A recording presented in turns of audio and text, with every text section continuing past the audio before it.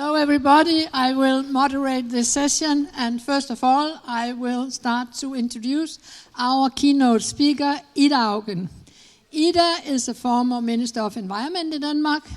She is a member of the Danish Parliament for the Socialdemokratiet Party, and she has held a position of President of the European Environment Council and head of the EU delegation to Rio +20. She was nominated Young Global Leader by the World Economic Forum, and she has also been elected as one of the 40 most promising young leaders in Europe. So she is also an architect of the Danish Climate Act. And now we have in Denmark a new completely construction that you don't see in other countries. It's called a Minister for the Three Tripartites. And Ida is a speaker in the parliament of the Green Tripartites. And greening, and it's not only about energy, it's about everything. The green transition in Denmark touches upon every area of society. And now Ida will present. Welcome here, Ida. I give you the floor. The Danish model for changing into a green transition.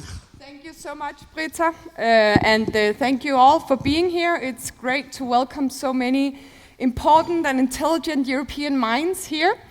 I'm going to take you through two different things regarding green transition and agriculture and land use, because I think on energy we have been developing for a long time political thinking, but when it comes to land use, agriculture, nature, we have not been that innovative. So there are two things we've done here in Denmark that I believe can inspire the rest of Europe. So why did we make this green tripartite? I don't know if you know what a tripartite is. It's what we use in the labor market, where we have the unions and the employers and the state negotiating instead of us just regulating.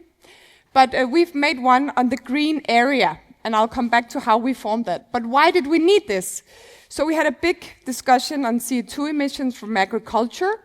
As you see, agriculture was left with around 53% of all emissions from CO2 in 2030. We had the Water Framework Directive, and after 25 years, it was still not well implemented in Denmark, so we had dead water bodies. If you look on the right side, I'm sorry, it's in Danish, but you'll see how challenged all of our water bodies are with eutrophication. And we had a demand for 20% protected nature from EU's biodiversity strategy. Also, we have a country where 66% of land is under plow, literally is farmed. 66%, I think only Bangladesh has more land farmed than we do.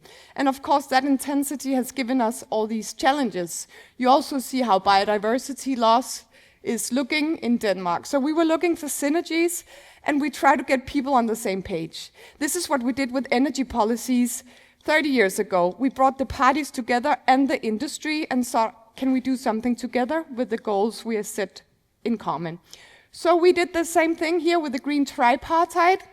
And don't read yet, listen to me first. So what we brought in the same room was the nature conservationists, the farmers union, and a few other people, the municipalities, the state, in the same room, saying if we're to set ourselves some high goals on taking some land out of agricultural use, some of the land that's literally not very good farmland, that is old peatland where it's literally just running out, if we are going to do that together and reach all these goals, instead of us just pushing this down on you, can we work together? And that led to the green tripartite. This green tripartite was a national agreement where we set us some clear goals, but instead of doing it completely top-down, we started working bottom-up with local plans.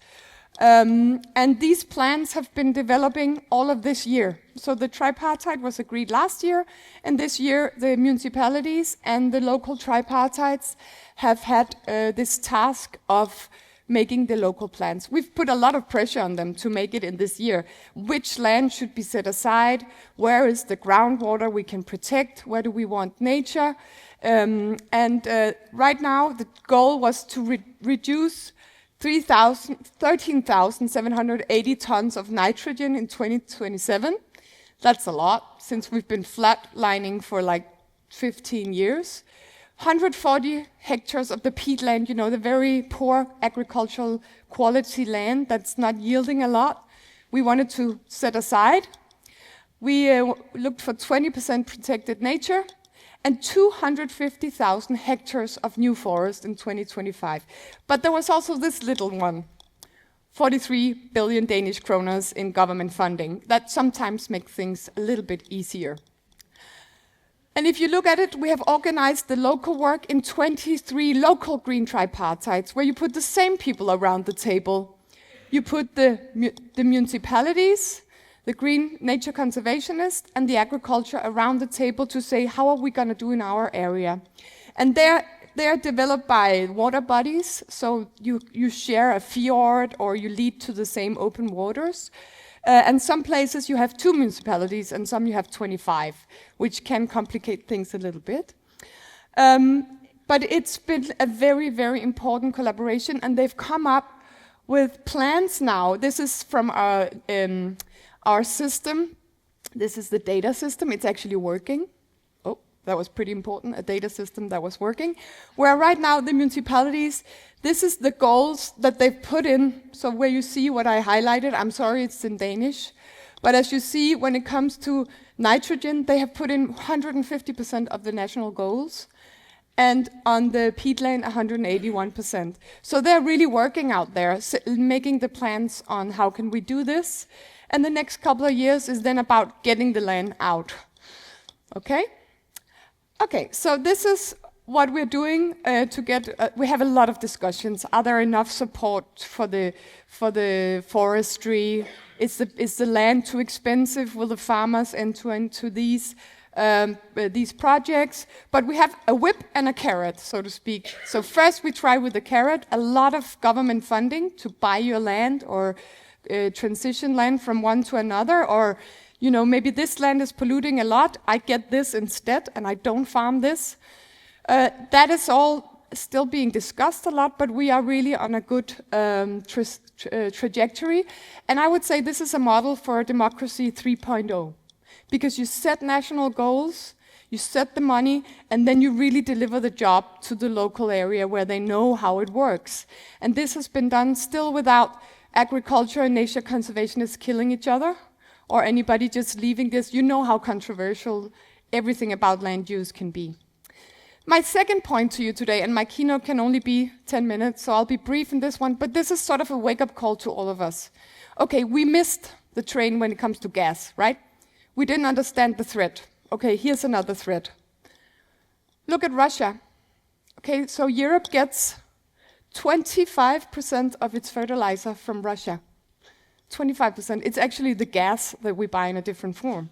If you look at potassium and phosphorus, it is around half of all potassium and phosphorus, and you cannot farm without those fertilizers that comes from Russia, Belarus, and Morocco. We have a huge food security threat for Europe. We are not self-supporting in food. We are a huge net importer of fertilizer, but also, of course, of soy. So this is what I call a political problem, and it's a big one. Why is this? It's because the way we farm today. It's because we have such an animal-heavy-based agriculture. Because when you feed an animal, when you have to put things through an animal, you lose 70 to 90% of what you have just produced. So if you want 1 kilo of food, if it has to go through a cow, you lose 90% of what we have just created. And this is land use worldwide. If we were playing the game of Risk, we would have to set aside all of North America, all of South America, just to produce feedstock for animals. It's half of all arable land we use to feed animals. We have, if you take India, it's around 7% used for the rest of the world's food, all the things we eat ourselves.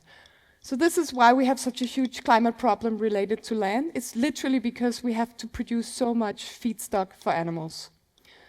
And if you take and you weigh the mammals on the planet, farmland animals literally weigh 60% of the biomass.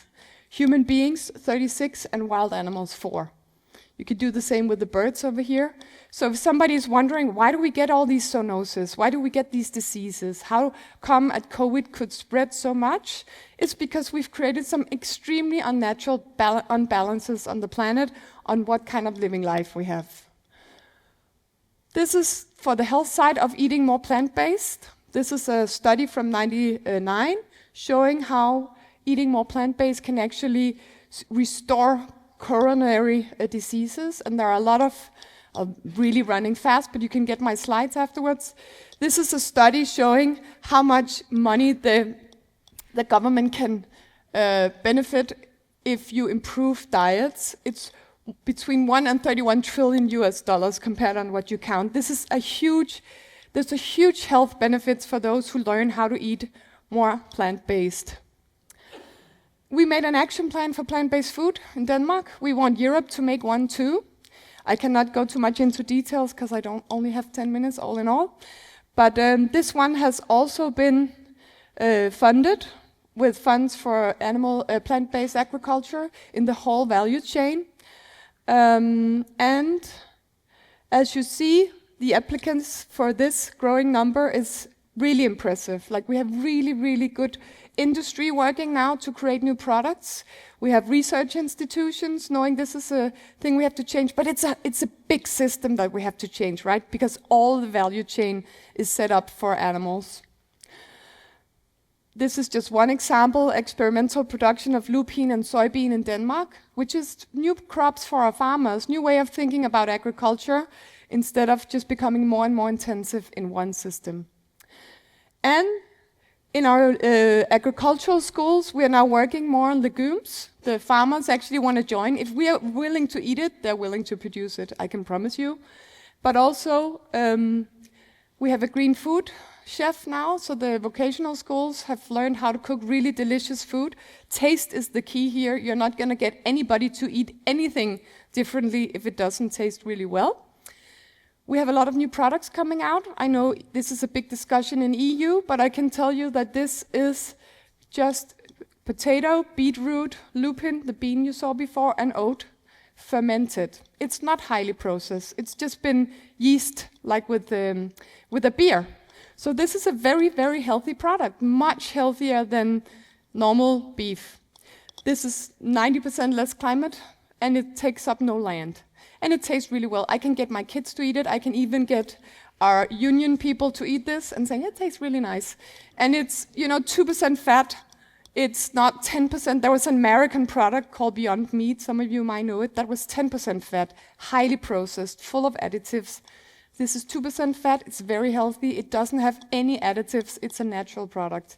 So I believe we have a huge market coming, and the young people want to eat this way, and it will give us, if you look at affordability now, because that is sort of, we see our hospitals, our food sector, all picking up on these new products and making them taste really well.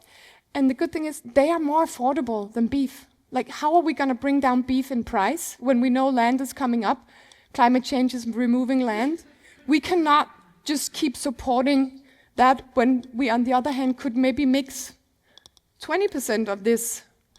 If you mix just 20% of this into normal beef, you've given up people a much healthier alternative. It's much, much cheaper, and it's much less problematic for biodiversity, animals, and all that. So it's a huge solution, I believe, we have here. And look, instead of fighting, we have all the parties behind this way of thinking that we can develop a new kind of agriculture. Sorry, Britta. We are engaging all the stakeholders, so the agriculture wants to be on board, the food sector, the large industries, the supermarkets, the food sector, they are all behind. So we really want Europe to start thinking this way, just to show you some of the collaboration and the research we're doing. And I hope we can get Europe to think about how we can solve so many more problems if we are going to open a track on more plant-based diets also, because it can solve a lot of the problems we have, not least security, affordability, and health. Thank you.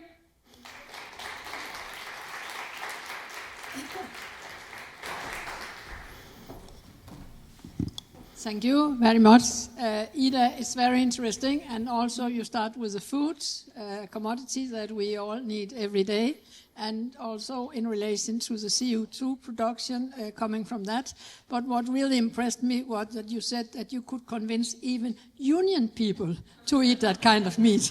So I start believing there is a hope, because in Denmark just now we have a lot of fight about minced cow meat. So people want the pasta bolognese for the children, and they say the meat is too expensive, but you have the solution. So it's just convincing them.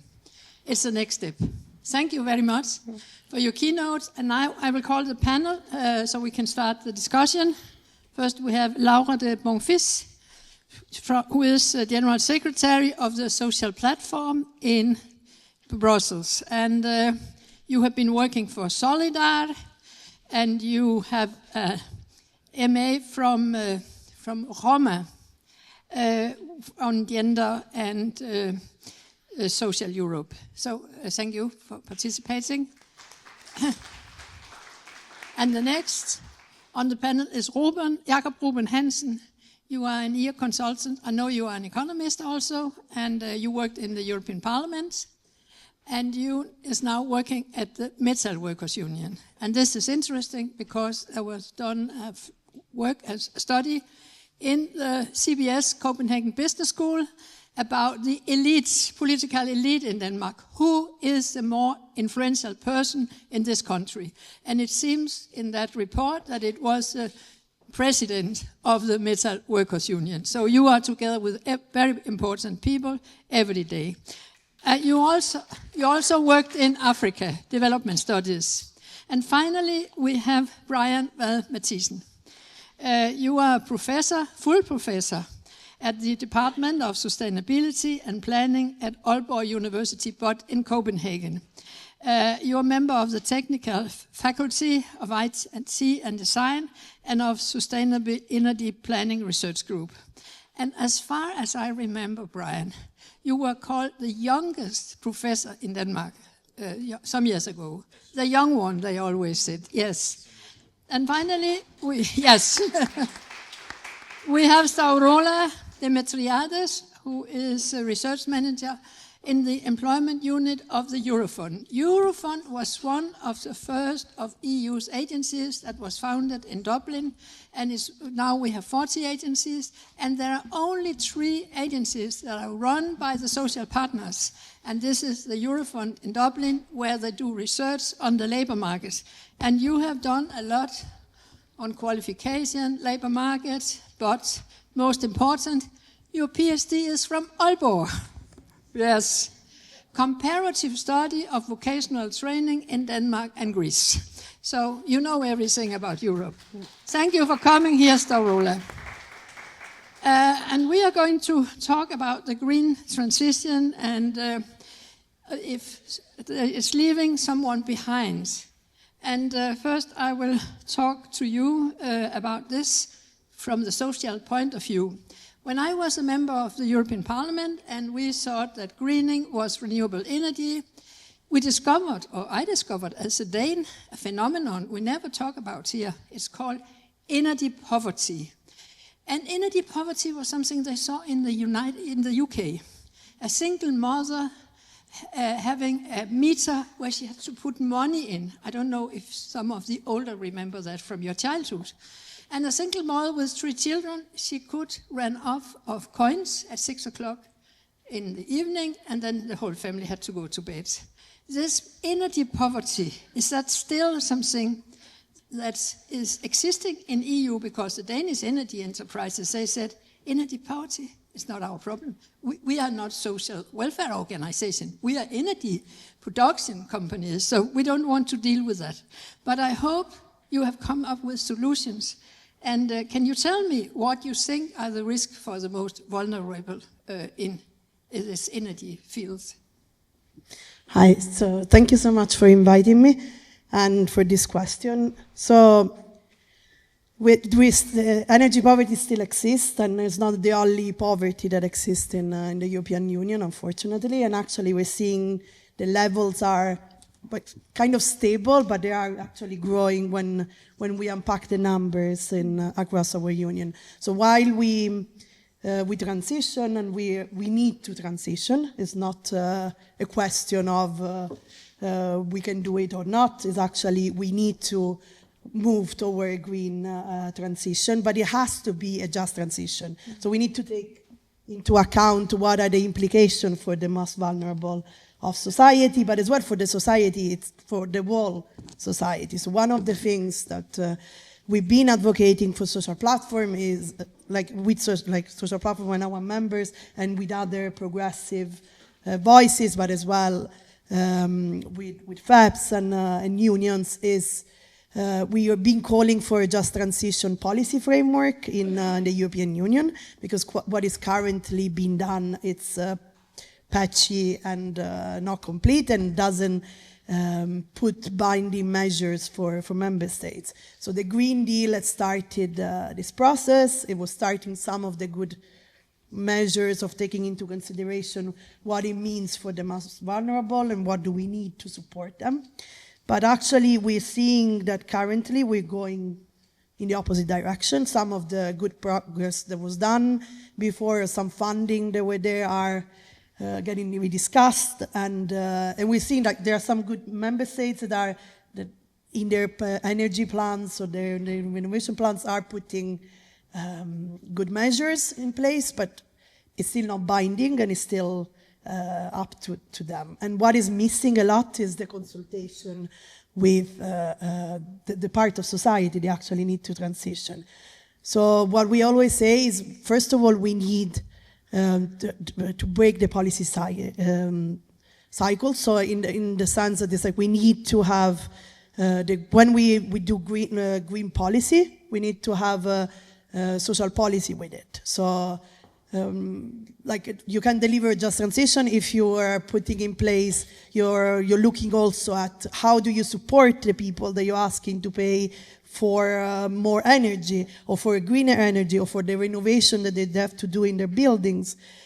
So for example, one of the measures that there is at the moment is that there will be a new taxation that will come into place in 2 years, the ETS2, that it will tax buildings and transport, and for that the EU has put in place a fund that is the Social Climate Fund to support part of the people that will pay for it. And there we really need to make sure that this fund is addressing the right people and is putting in place also transformational policies that can't only be giving across the board funding to all of the citizens, but actually it has to be mean tested, and they have to also, at the same level, control prices for renovations, because if not, we end up having renoviction or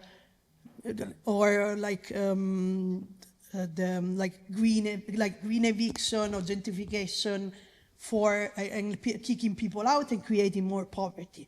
Another thing that is a good model that we can take is, if you want people to transition or you want people to change the behavior or also accept certain things, you need to put first funding, second include the social consideration, and third, consult them. And so we need to increase the consultation that is done. And one of it is social dialogue with social partners, but as well civil dialogue. So a lot in the panels today, everyone has talked about the importance and the role of civil society that has also to bring citizens to identify the policy and also to accept certain policies, because if not, we will only see backlash. And importantly, we need to focus on strengthening welfare state and access to quality services. And while we look at the changes of jobs, for example, on focusing on quality jobs, because the new green jobs can be poor jobs. They have to be of quality, and people need to be able to live adequately Yes. Thank you very much, Laura. I think it's very, you said indirectly of the importance of the civil society and you are working in to defend the most vulnerable in relation to the green transition. So now I will proceed to you. I'll go to you, Jakob. So you are in the trade unions, and what I remember here in Denmark when we started the green transition with the windmills in the beginning of the 90s. Metal workers was 100% supporting because it meant new job, more qualified job, better paid job. So you loved the green transition. And are you still working on the green transition? And you are in front of the green transition. Yeah, so we regularly do surveys among our members just to see how they feel about certain topics. One of them is of course the green transition. And I think the last time we did the survey, 95% of our members were for the green transition or supported it. Only 1% answered that it would mean losing jobs and that was a bad thing for their companies. So I would say it's still the same, and that's because you've made the business case for our members that green transition is good for business, it's good for jobs. But when I'm talking with my colleagues in the rest of Europe, and I meet regularly with them, if it's the chemist industry in Germany, the car industry, the steel industry, what have you, they all talking about putting the brakes on the green transition because they can see they're losing jobs. They can see that the companies are moving out. And I think that is the thing that you need to be very aware of during the green transition, that you keep the jobs, that you keep something for people to support their families by, because otherwise you will end up in this, you will end up putting the brakes on the green transition that we need to do. And you will see something like, for example, Donald Trump in the US bringing back coal, stopping the solar panel, the windmills, and that's just bad for business because we can see the business model in the green transition.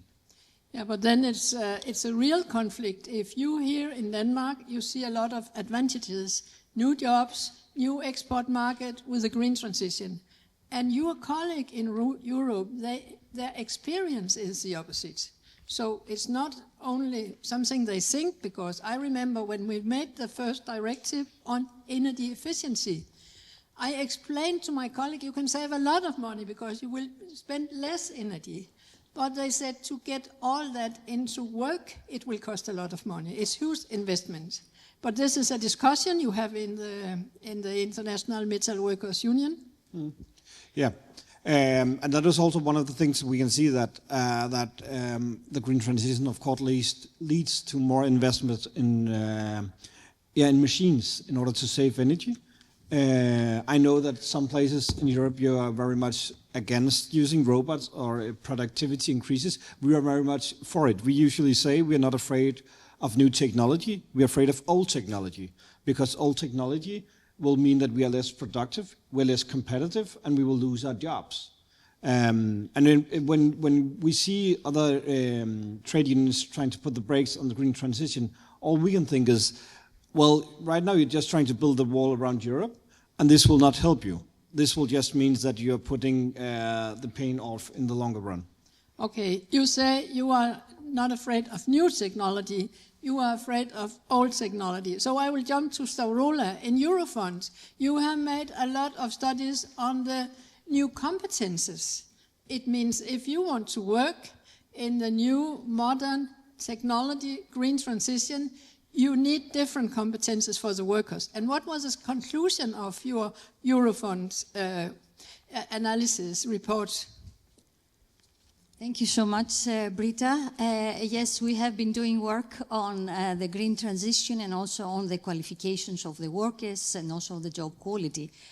And the recent survey we did on the European Working Conditions Survey also looked at these dimensions of qualities, skills, and how this had been progressed over the years.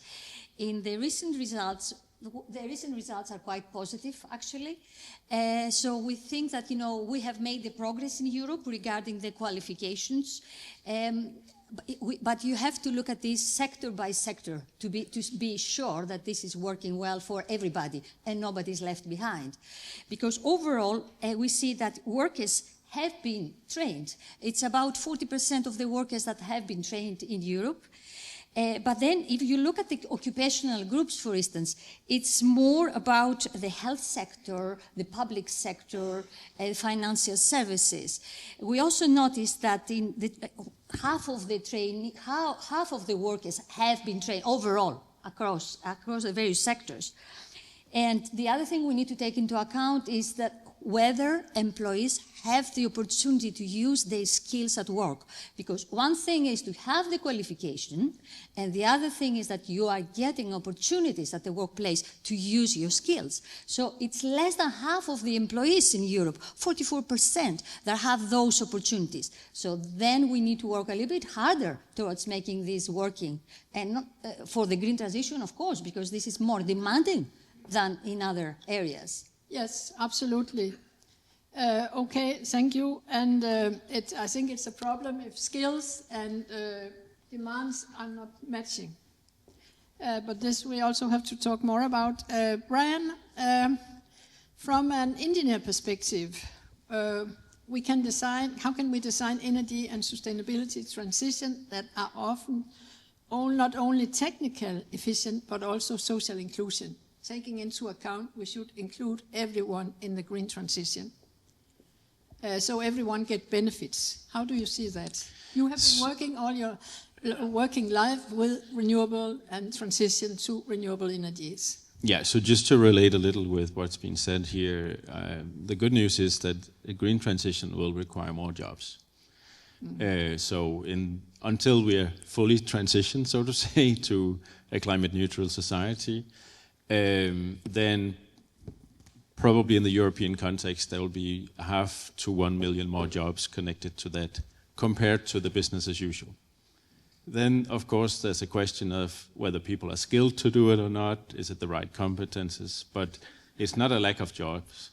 Then you could say when we've transitioned we have a little problem, because when we've transitioned then there'll probably be a little less jobs compared to the business as usual. But I don't regard that as a big problem, because there'll probably be other problems we need workforce to solve than energy. We can design a climate neutral society. One of the things I find important is to consider what the cost of that system is. Now, Ida talked about food. There was a little talk about vehicles, manufacture of cars, wind turbines. These are, in my opinion, rather different entities. And the policies to change some of these can hit hard or hit not hard, or actually relieve costs. So just 2 examples I would like to mention. If we want to have green aviation or shipping, probably it'll be more expensive than what we have today. That requires a policy that may be perceived badly by citizens, so you have to be careful about that. It also is a little the same in the food area, although you can make cheaper food. In order to implement it, you might need to experience higher cost for some of the foods. On the other hand, if you have electric vehicles and understand the economy of that, then it's actually cheaper compared to a fossil, and the wind turbines, it's also cheaper compared to the fossil. So I think it's a little hard for me to say, in general, everything can be done in a way where everybody feels heard. But I think overall, I mean, the full system, you can do it.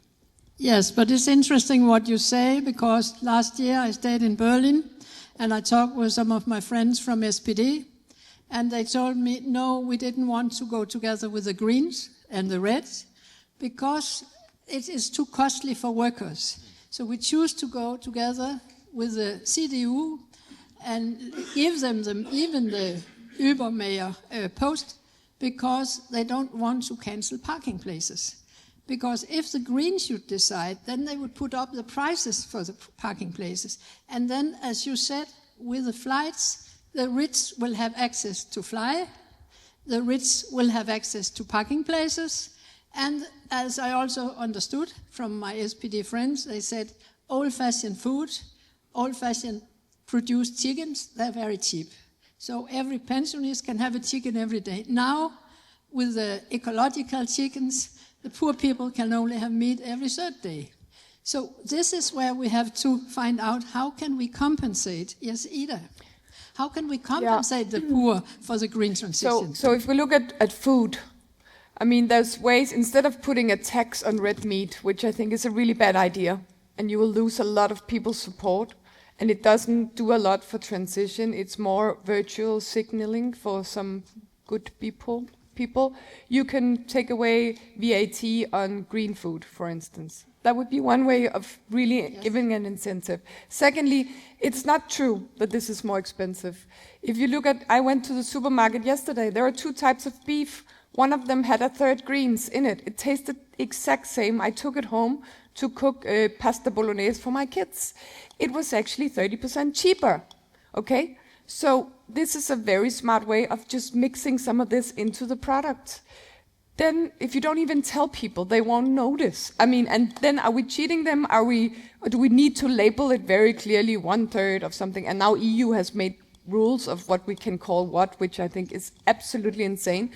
I mean, people are willing to eat what they know. Now they can get a product cheaper, more healthy, better for nature.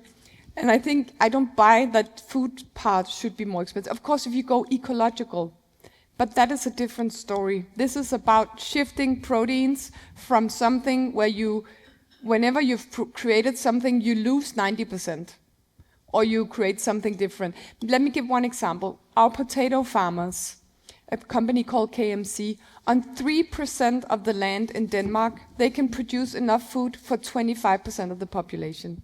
Okay, we can make much more food, much more affordable if we find ways of eating it directly. And so I think there's a lot of misunderstanding because everybody thinks it has to be ecological or very fancy. No, this is cheaper. Yes. It's simply cheaper. But we have really to send this message because the populists, they are against the green transition, and it's easy for them to explain people what is the cost. For instance, Jakob, here we knew that the first round of windmill was very well received among the Danes. But now, populists, they got a lot of votes in the last municipal election due to the solar panels from China. And they say, no, we are living in the countryside, in remote areas. It's like living in an iron park. And how do we get renewable energy and at the same time have not people against us?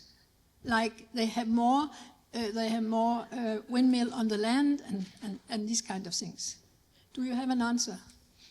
I can try. I think one of the problems, especially with solar panels, is that it's invented in the US. We did a lot to perfect it in Europe, but we ended up producing it in China where they will make the money.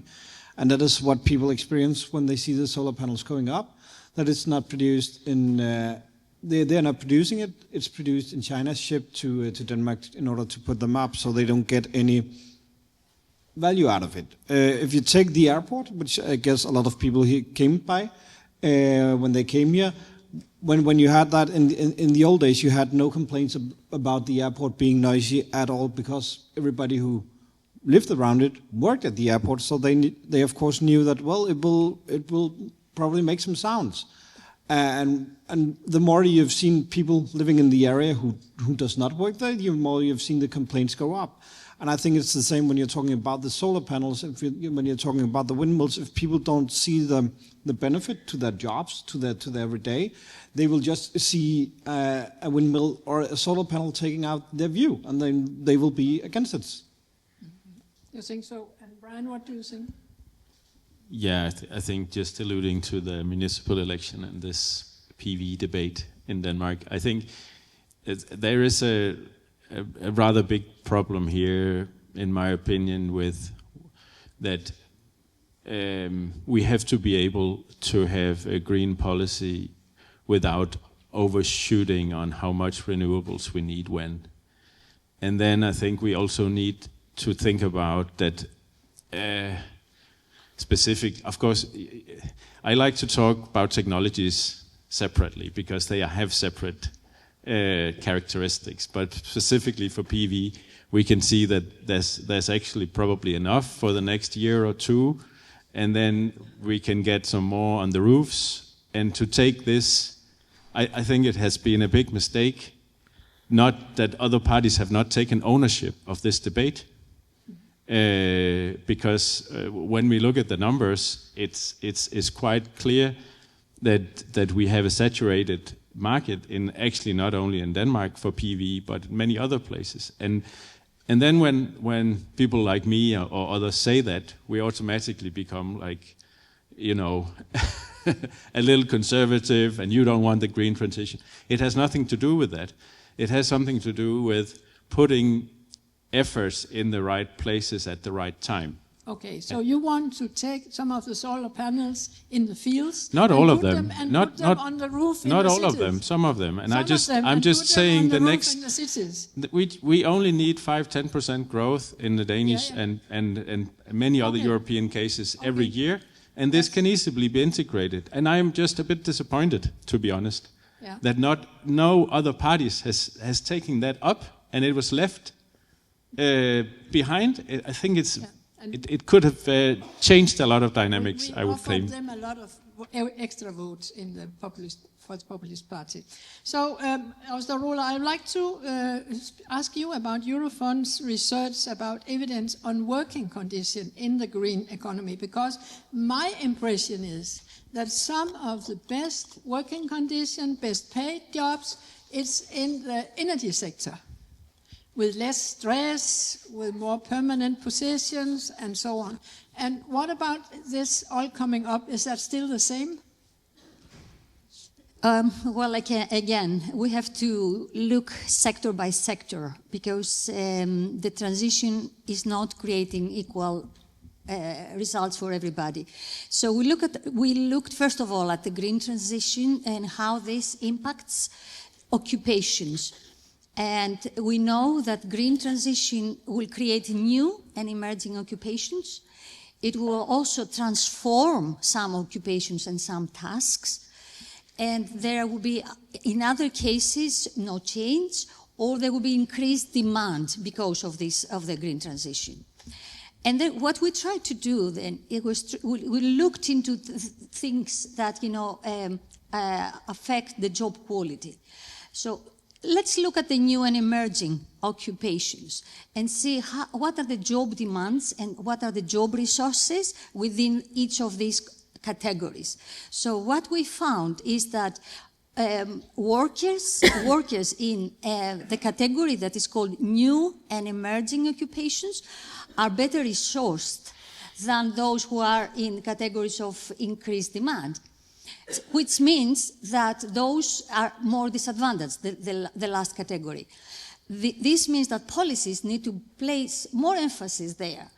And to go a little bit more towards the direction of the energy sector and so on that you mentioned, Britta, we looked at each sector, and then energy sector, for instance, has a large proportion of occupations that are within either the green or the enhanced occupation area. So we will have a lot of workers that will either need to have new tasks or they are in totally new occupations. So what does this mean? It means that we need to find a way to provide the right skilling for those workers. Many of those are in the energy sector. But look at the waste management, water, waste management.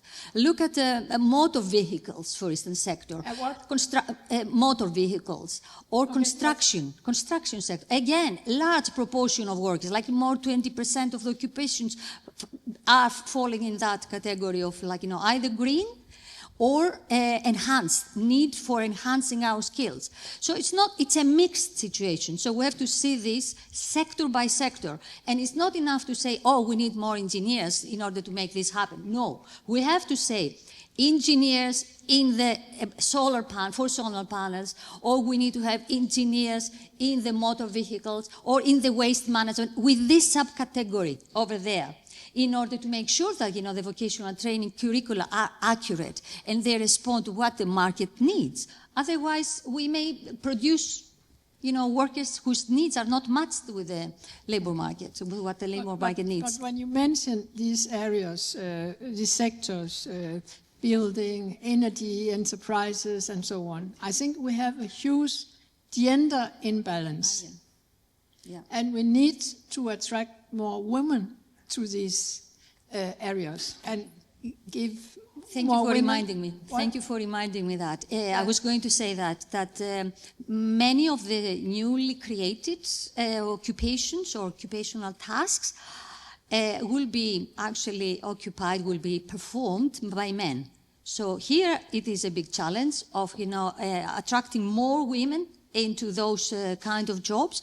It's not that we don't have qualifications. It's not that we don't have women in the universities, but we need to make sure that these occupations are attractive and the industries are attractive to women. And this is something that we can do it already from the university, but also afterwards. Yes, thank you. And before also, yes, university. If you want to be vocational training, this should also be for women. But Ryan, I have a last question for you. It is our good friend, the commissioner, common friend, Dan Jørgensen. He wants to get rid of Russian gas. And it's agreed in the Commission we should get rid of Russian gas and it should be substituted with renewables. And he was asked to the hearing in the parliament. He was asked, but what about nuclear? He said, well, the new modern nuclear is very fine, but it's very expensive, and we cannot have it before 1935. 2035. But he said 35. Yeah, but you said 1935. Okay, yes. It's because I'm historian, I'm not always aware in which time I am. A new thing would make after that, and it was the deal with the US. And in the deal with the US, Trump wants Europe to use and buy more LNG. Could that prolong the process with renewables in Europe? So I'm a little. I was thinking when I should bring this other topic up, and it's a little sad that it hasn't been talked about before here as well. I find it very, very poor and, let's say, confining only to talk about both agriculture but also the energy sector, only in a climate relation. We're talking workforce, very important, of course, skills. But I think many of you heard how the Danish Socialdemokratiet sort of took some of this immigration policy and sort of changed it or made it their own. In my opinion, energy has the same challenge. And right now what is going on in Europe and in the parliament is that there's a fight against the green transition, and the only way the Commission and some of the commissioners, including Dan, is trying to handle this, of course, is to tell about the geopolitical challenges we are in. Yes. 95% of our oil is being imported. 90% of our gas is being imported. 90% of our uranium is being imported. I can't remember I think for coal it's maybe 60-70%. We are in a geopolitical nightmare. It's a nightmare. And to get rid of Russian gas, that can happen, and it will happen. There are good policies there. Due to the corona situation, the COVID situation, Europe actually learned, in my opinion, to really work fast and constructively. And this has happened to some extent also when then dealing with the next challenge, where we are now 20% below, and we have diversified, which the Juncker Commission should have done 10 years ago in their own policies. But we have replaced a lot of our imports with American LNG and also LNG from the Middle East. Right now, we get the same amount from Norway and the US. And I'm not to be here an expert on geopolitics, but I would say this, that we are in a situation where if something happened in the Strait of Hormuz, if there's a strike in Australia, if something happens with the global tariff system, if somebody wants to punish Europe, then we are not in a great position at all. We're in a really bad position. And I think it's really important to talk about a gas exit plan, a gas reduction plan, so we get structurally below our imports from, at least from Norway and Northern Africa. Until we're there, I think we're in a very vulnerable situation. The same is for oil. This has a lot to do with climate and green transition, but it has at least as much to do with European competitiveness, with our security of supply, our ability to trade and make negotiations with the Americans, with the Chinese, when we are in this situation, is not very good. So I think it's really important that those that are in this room carefully consider how can it be that, for example, in Poland, where they have always been very careful about their policies towards energy and Russia. They used a lot of coal, and right now they tried to transition to gas. They realized it's not enough. Now we need a lot of renewables. They also made some nuclear plants. We can talk a little about that, but it's in a long time. They're trying to diversify. This was not a progressive left-wing thing. This was a right-wing thing. Yeah. And I think there's a need to grab this as well as to grab the green transition and handle all of these crises at once. So what you are saying is that it's not a question of getting rid of Russian gas, it's a question of getting rid of gas in general. That's, to put it bluntly, yeah. Yeah, I would just say we had a visit from a Ukrainian delegation yesterday in the parliament, and you're looking these people in the faces and they say, you know what? You've sent more money to Russia these years than to Ukraine because you keep buying Russian gas. Yeah. That is a wake-up call. Secondly, another wake-up call for Europe is to build on what Brian is saying. If you look at China, they are installing 470 gigawatts of renewable this year and 70 of coal, mainly to be backup to solar and wind. So if you're just a very cynical, very calculative person or government like China, you are going for renewables. And I think EU has to understand what you're saying, Brian. We are extremely energy poor. We had been leading in renewables. This is going to be the backbone of our safety, our security, and our competitiveness. It is cheaper than any other form of energy, and the gas we have, and we should be using mainly for backup. And I don't see this as some left-wing goody two-shoe things. I see it as an absolute necessity for us to be able to compete in the future, to be not as vulnerable, and to have new jobs for people. And one thing, when we talk about the just transition, Denmark, we said, okay, we're not going to have more oil and gas from 2050. It's also too expensive to pull most of it up. But at the same time as we said that, we said we have a lot of people working offshore. Let's retrain them. And you know what? They're extremely good at wind turbines offshore. All that they learned working offshore and drilling platforms, they can use in oil and gas. And Europe has to think about this in this way. Because if it all becomes like, ooh, we can't do it, we are going to lose. And we're going to keep sending money to Russia so that they can bombard us and Ukraine. Yeah, but now we have a problem with a trade deal with Trump that implies that he can sell LNG to Europe. Yes. But this, you mentioned this deal with the US. I don't know who cheated who in this deal. Okay. You know, I don't know if I need to mention that you can calculate how much LNG is needed to be imported, and then you can write it down on a piece of paper, and then you can tell the administration in the White House, we're going to buy this. but who won that deal then? I'm not sure. But there's another thing, which is, of course, this strategic autonomy. And, of course, doing this transition, we need to build skills, we need to build innovation, we need to make sure that, of course, I think Europe should be an open society and trade and innovate, also together with China and the US.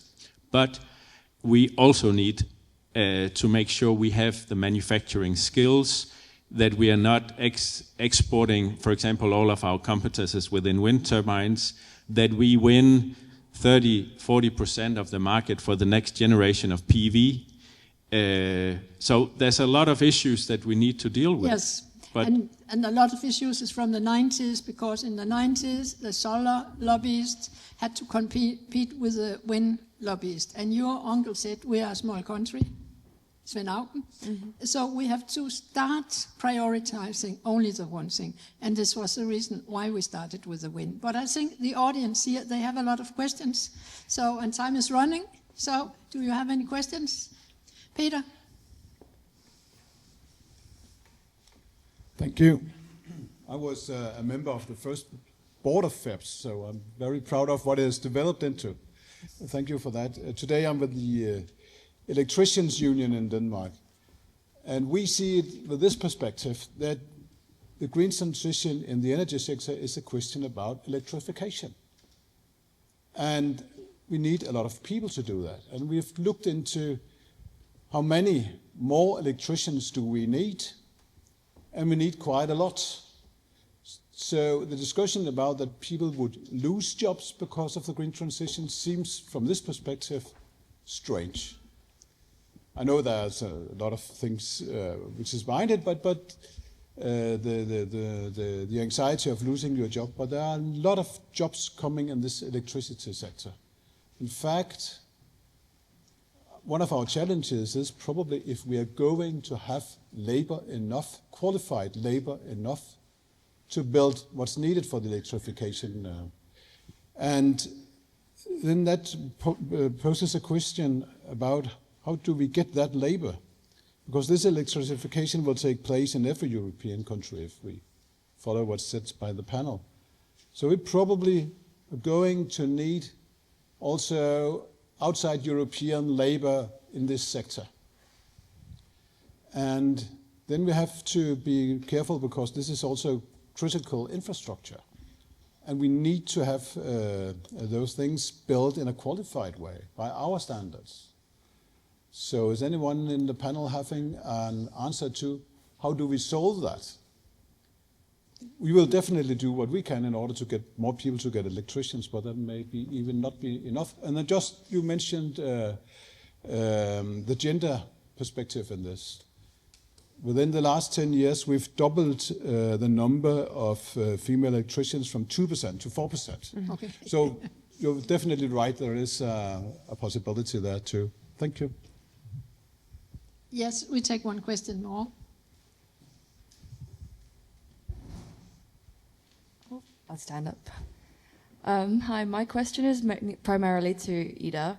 I really liked your presentation, and I live in Brighton, which is the UK's probably biggest vegan community, and I myself really like the vegan alternatives as well. So, but my question is because as we've seen on your presentation, the 60% of the living animals on Earth are on farms, the farm animals. So how are you going to break this to the farmers or like the people who work in meat industry? Is this going to cause a massive loss of jobs? And are we going to replace cow farms with soy farms? Or how is this transition going to affect the thousands of people or more who work in the meat industry? Thank you very much. Ida, it's a very good question. It's a wonderful question, because I think we have to learn the lessons from the energy sector. So if you just tell people they're obsolete, and their jobs is wrong and the way they eat is wrong, you're going to lose this. So I would never talk about vegan or vegetarian. I would just talk about shifting diets and eating more green or more plant-rich. To get the farmers on board, if you're a crop farmer, it takes 1 year to change what's on your field. 1 year. Most of them even have the mills. Rapeseed, for instance, that we now feed for pigs, is beautiful protein to put in minced meat. So if you put 20% rapeseed into minced meat instead of feeding it to the pigs, it makes your gut healthier. It makes the meat last maybe twice as long because it's probiotic. It's climate friendly. And so for those farmers in that system, the transition is pretty easy. If you're then a livestock farmer, I would say there are the people working with dairy, they're needed with the new dairy products. So if you're going to do milk and cheese with new types of protein, they're still needed. If we are going to do fermented milk, which we can already today do in big tanks, it's milk, then you're going to need the dairy industry to process it. If you are a pig farmer, I would say we have a problem right now just competing. They're already under a lot of pressure. So I think we would be looking at putting them higher in the value chain instead of just exporting bacon to China. Can we go higher in the value chain, produce more ourselves? And lastly, what we say to the farmers, because we'll produce whatever you will eat. That's what they tell us, you know. So if there's a market, they're going to change. But I think the value creation has to be with the farmer, because the way we had the value creation with milk and pork was actually that you had not only the primary produce, but also the whole food industry. So we have to think about building up a food industry. So you don't only do the legumes, but you also process it and earn the value. So it's very important to get the farmers on board. And this is what our potato farmers have done in Jutland. So literally now they sell for around 350 billion Danish kroners. It's a lot of money. And they do, 50 billion, but that's euro, right? And they do that because they went from potato farming to potato starch to now in all products. You probably had something this morning that they've produced out of this potato. So the whole value creation lies with the primary producers. And I think that is very important to make this transition and bring them on board. Sorry for a long answer, but it is a whole value chain that needs to be moved here. Jacob, electricians, they say that they need more vocational trained personnel to make the green transition. It has to be electrified, and they don't know where to get them. They can start getting more women in, but they have to get them from abroad. Is that also your challenge? Yeah, I think that's the challenge of all skills, proficiencies, that we need more women, because it's the same in our union, that it's getting better, but it's not getting better fast enough. So we also, of course, working with that. You asked also about how do we get that energy security when we're building the windmills.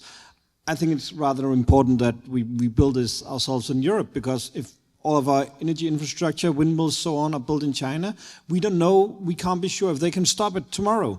And then we have, as Brian said, we have no energy security. Because then if they can control it from Beijing, we will be in a very bad spot, to be honest. And for the last 6 years, no European countries has been able to send just as much as one windmill in China. So the European industry doesn't have that access to market in China. Why would we then allow the Chinese to have that access to the European market? Trade and access to market goes both ways. And if the Chinese don't want us to trade, don't want to buy European goods, then why should we buy the Chinese goods? So this is in the strategy of European autonomy, that we should produce the thing ourselves, but both of you, trade unions, is saying that then we need workers, we need manpower.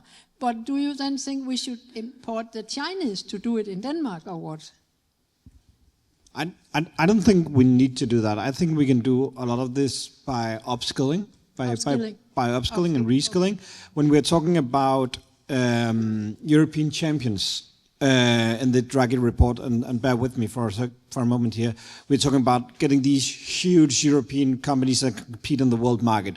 Me as a trade unionist, I don't see that. I see that we need European champions as skilled workers, that we need skilled workers that are the most competitive in the world, because then they will outcompete, and then in order to get them, we will need to upskill, reskill, we will need to put more money into vocational training. Yes, so you say upskilling, this is part of solving the problem, but Stavrola, is there EU money for upskilling of the workers, so we don't need to import that much, because with better skills we can manage ourselves, because upskilling is investment.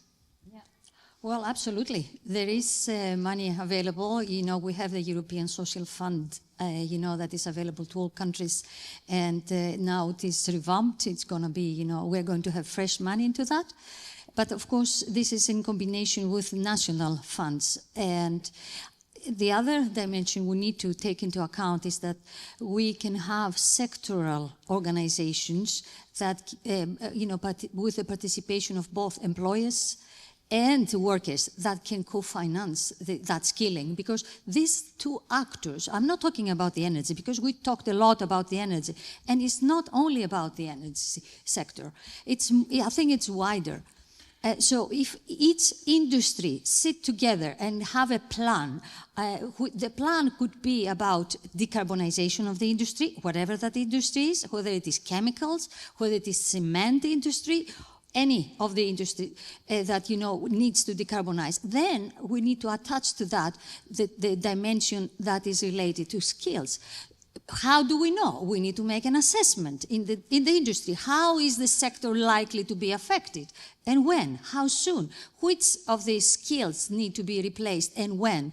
And when we do this jointly, when the two parties sit together and do this assessment together, jointly, then they understand, they make anticipation plans at the sectoral level, and then they move on to the company level, because we need to know, to go there from the sectoral to the company level in order to have proper plans in place.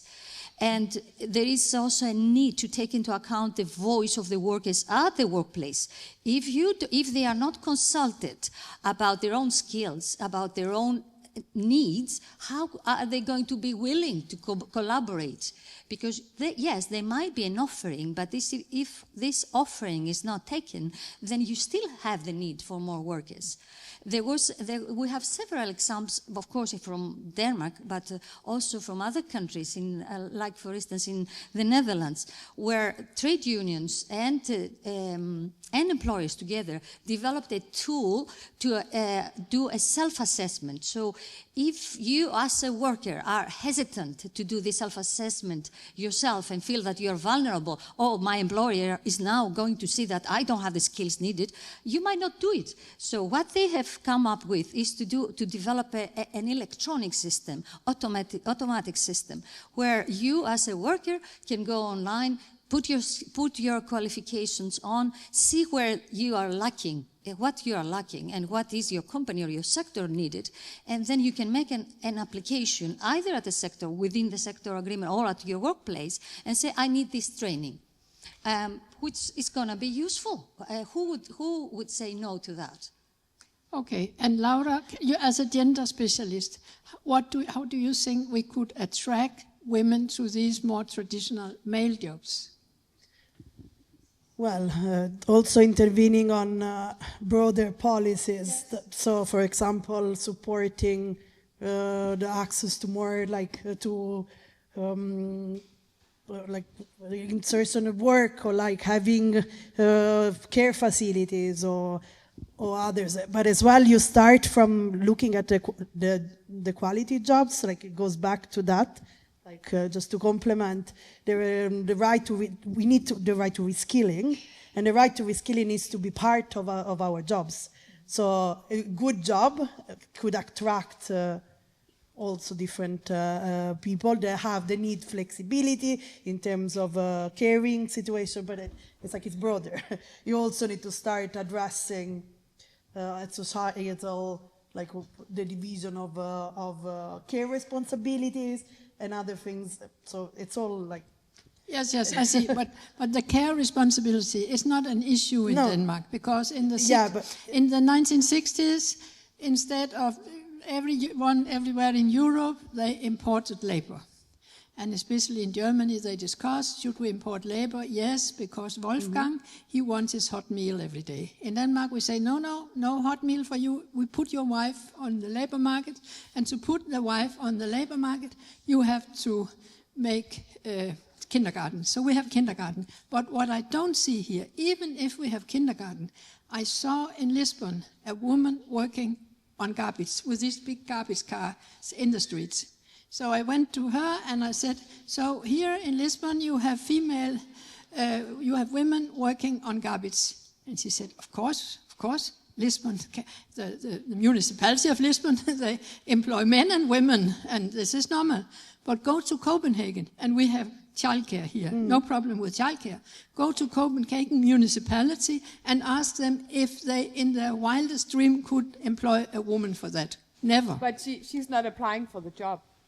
I mean, I'm sure they would. If they see the salary and how less they have to lift in comparison when they are taking care of old people that are much heavier and they have no machine like they have. But I really have to challenge this. I'm not sure. Do we really want women in all jobs? Like, if they don't want it, is that the problem? I think it's more a problem how to get enough people into the technical but they don't education. Let women. And one thing we've done, Britta, is to say, we put a fewer people in the universities because we're going to need very, very, very, very fine universities, very fine people, but fewer.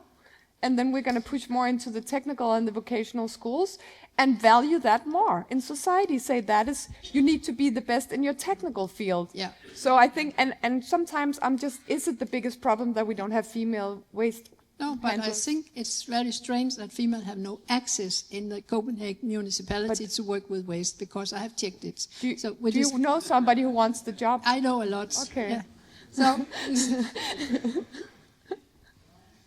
yes. So I see. Okay, thank you. Last question. Yes. Oh, yeah. I'll try to be quick. I think it's about, I didn't say quick, I said last question. I will still be quick, okay. I think I wholeheartedly support green transition, but I'm thinking about education, because it's too easy to repeat the same things. This has been ongoing since the 70s. So, for example, I would like to ask, is this food? Is that icebreaker projects? Sometimes. Is there overall strategy for having icebreaker projects? Because sometimes you can say, okay, we have these fantastic results in our transition, then it is easier to move people. As a pragmatic solution, and also for educational-wise, could we have, for example, your report as small components, like a web page with the base data there, and have it available in a form so citizens, kids, students, they can go in and play with the data, gamify these boring, long reports. So we don't have to repeat over and over, yes, we agree. But can we come to something like a pragmatic solutions? So we have the base data, they are there, but maybe we can have a discussion, should we do it in agriculture, should we do it in electricity? And by the way, copper, you need to find a way, and I think each sector in industry have to have their own icebreaker projects. What do you think? Thank you. Okay. Yeah. Can you answer? Yeah. So in when it comes to food, the big fund I told you about is actually giving money to retrain chefs, and also retrain chefs that are in a small, like kindergarten, where it's difficult to get time off for a long reskilling. You're alone. You're the only one that cooks. So we find ways of retraining. Also for the vocational schools, they used to have a curriculum only with meat, honestly, and some of the union people were very afraid that they would lose their identity as a chef. But we're like, no, you're the wizards. Whatever you can do with meat, you can do with vegetables. And now they have a digital curriculum where they can actually play. So instead of having 2 pages of how are you going to treat a carrot or a pumpkin. Now they can use an AI to actually ask and play with sort of new projects. And this is making the vocational training much more fun for chefs. And I think more women will choose it. So I think we have to think about, I don't know if that is an icebreaker project. That might be a term that I might have misunderstood your question. But I think we are looking at education as like the first step of all. And then we're trying to bring it out into all public cantinas so that you try these things there, because we have 1 million meals publicly every day. So I agree with you with education. And then just one warning: if you say something, I believe it wholeheartedly, but I've learned from rhetorics that whenever you say "but" after 8 words, you don't believe it wholeheartedly. So let's not make this conflict. I said last question. This was like when I was reading night stories for my daughter. I said last story, and she said, one more. And I said, okay, absolutely ultimate last one. So you come with an ultimate last one.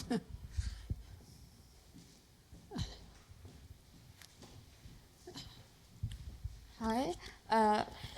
My name is Melike. I'm an engineer from DTU, actually, and I'm actually representing the Turkish People's Republic Party here in youth organization. My question is from the engineering aspect of the green transition. Also, my friends here also would say that our party is very willing to do the green transitions in Turkey if we come to the government. So my question is that there is a lot of difference between regions within Europe and within Denmark in need of sustainability energy production, for example, solar and wind capabilities of different regions, even within Denmark, is different. And this difference is making collaboration in a really different aspect, because some countries will not be willing in the same investment in the same area as the other countries or in the other regions. And how to overcome this wall of differences that is coming from the needs and what is viable in each region or country. Thank you. And this is a last answer to Brian. Mm-hmm. So I guess the question is that there may be barriers in some countries for different technologies and how to overcome this. I would say if you look at the latest IEA report, you will notice that all countries are installing wind and PV. Also think right now we're talking a lot about the electricity sector. Actually, there's also a heating sector, district heating, heat pumps. There's also vehicles. There's also the whole transition of the industrial sector. We need to expand maybe the debate a little, but I would say the market shows that PV and wind will work. A little controversial, maybe I could say that would be a good idea from a geopolitical and climate political perspective for Europe to simply import all the PV they can from China until it's saturated. And then when the next one has to be installed, it'll be good, simply because it's so cheap. But then when you talk about a green transition, often you talk about wind turbines and PV, and you forget all of the other stuff. Yes. But more importantly, maybe you forget that you need power plants as well. You need power plants when we don't have wind and PV. And those power plants should, of course, be operating very little because we have wind and solar, but they need to be there also from a security of supply position. And this needs some kind of wicked market innovation where we can support those. For society, it's not a problem on the cost, but of course this is something that we can discuss detail, but yes. It's okay, but then the ultimate answer. No, it's not the ultimate answer. It's I want to reiterate that we don't need to focus so much on the energy, even though the energy is an issue. But if we are talking about the green transition, we are talking about the entire economy. So I think the approach we need to take is to take the vertical approach, look at the sectors and technologies, not only sectors, but technologies. For instance, capturing CO2 is a technology, so we need to take that, and then horizontally to see what kind of policy actions we need to take in order to support the whole economy. If in the vertical axis, for instance, you need to see if the challenge is healthy food, for instance, making the citizens' life healthier, and the healthier is always better for everyone, then that's the challenge. And this is how you present it to the citizens. Because if the citizens think that, we only do this to preserve the planet, but it is becoming more expensive for me, then they may not buy into that. So we need to engage a little bit the behavioral economics approach here to see how we sell this to the citizens. Exactly. If we tell them that this is going to make your life more miserable, no, they are not going to buy it. No. But if we tell them this is good for your children, for the future of your children, then they have an invested interest in that. So that was my point. Yeah. Thank you. Okay, thank you. And thank you from the depths of my heart to the whole panel, because I know for you, some of you, it was so difficult to come here, but you came. Yes. And you contributed. I'm very happy. So thank you. Thank you, Peter.